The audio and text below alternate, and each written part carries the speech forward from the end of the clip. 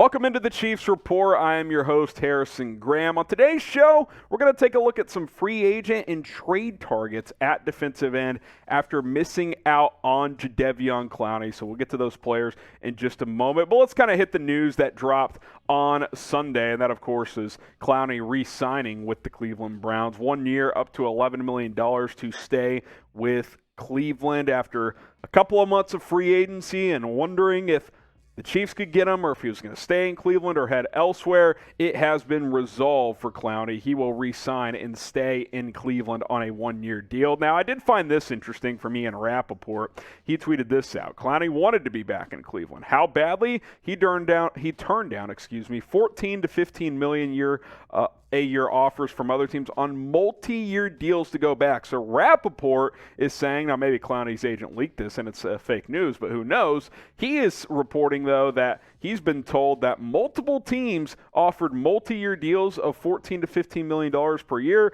and he decided to stay with Cleveland on 1 year and $11 million. So he turned down real money to stay in Cleveland. Now, I really wanted Clowney in Kansas City. I thought he could have been the missing piece to this roster. You get Clowney, and all of a sudden, you don't really have a weakness.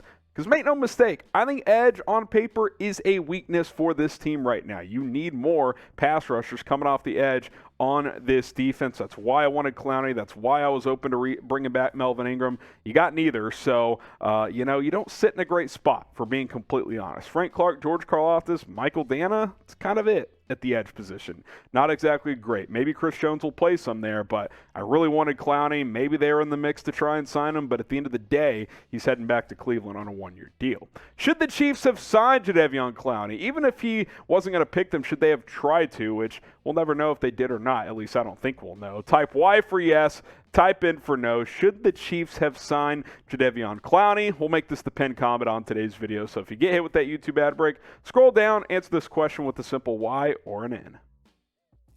All right, let's get into some free agent targets at the defensive end position now that Jadeveon Clowney is off the books. How about Jason Pierre-Paul, who we actually talked about on a mailbag video that went out over the weekend? That's why you subscribe and go check out all our videos. JPP did not look the same last year. We should mention that right off the bat. He's been Mr. Consistent throughout most of his career, whether it's been 10 fingers or 7.5. He's been very, very consistent as a pass rusher.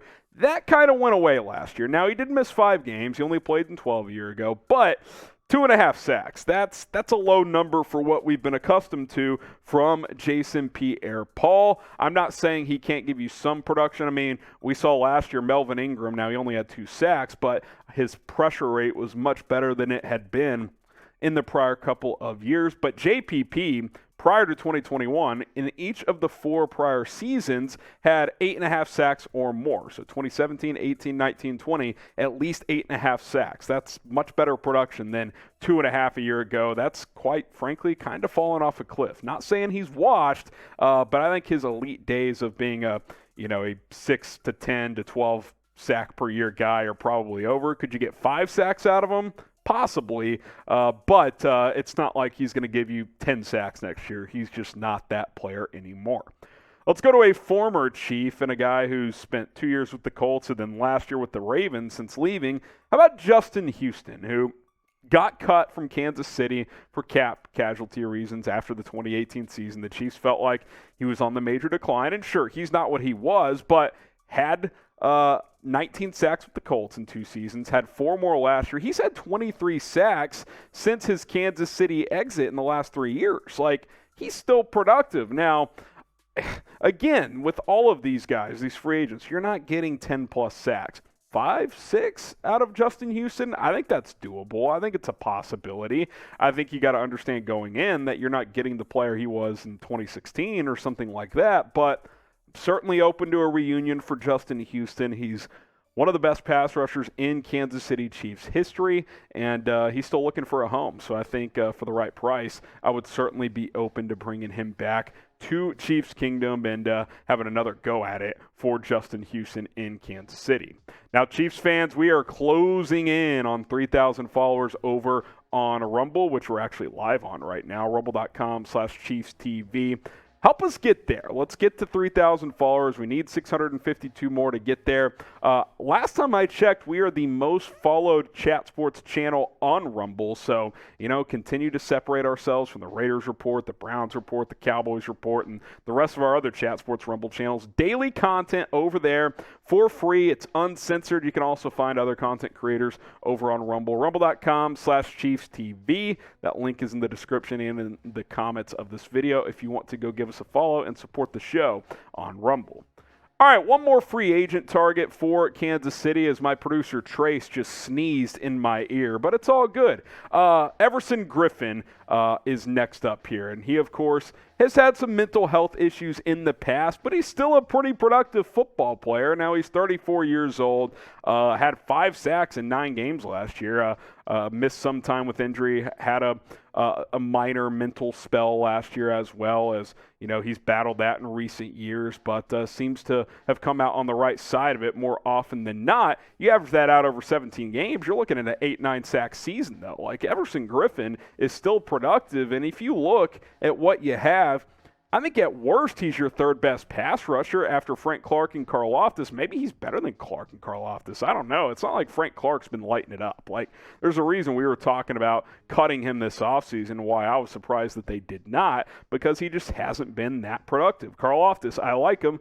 He's a rookie. I mean, that's the reality of the situation. Michael Dana, good role player, rotation guy. I don't think he's a starter, though. So you need help. Plain and simple. Now, before we get to some trade targets at defensive end, pick a free agent defensive end. Type JPP for Jason Pierre-Paul, type JH for Justin Houston, or type EG for Everson Griffen. If you had your choice of a free agent pass rusher, let us know who it would be down in the comments.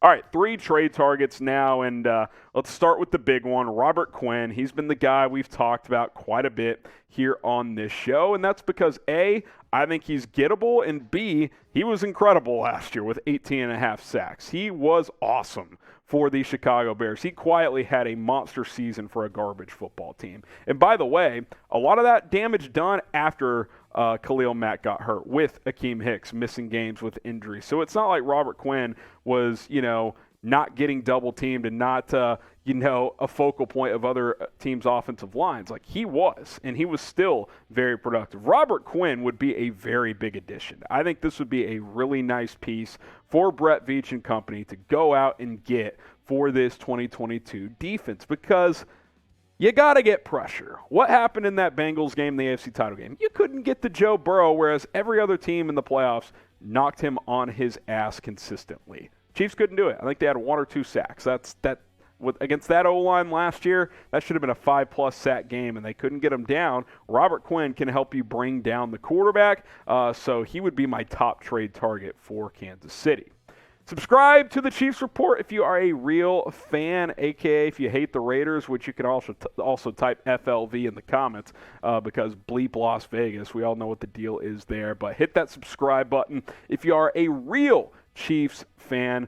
Subscribe today, daily videos, latest news, rumors, live shows on Mondays, and a whole lot more. All right, Josh Allen, and yes, you see both in the picture there. No, not the quarterback, the defensive end, Josh Allen for the Jacksonville Jaguars, as he's been really solid through 3 seasons in his career. 40 career games as he missed some time his second year, 20.5 sacks. So a sack every other game. That's an 8 or 9 sack season per year. That's pretty damn good for Josh Allen. I've been a huge fan of his game. I liked him coming out of Kentucky, and he's lived up to that billing. He's been a really, really good player for Jacksonville, and he's got a couple of years left on his rookie contract. So I do think, the Jags will have to make a decision soon if he's a part of their future.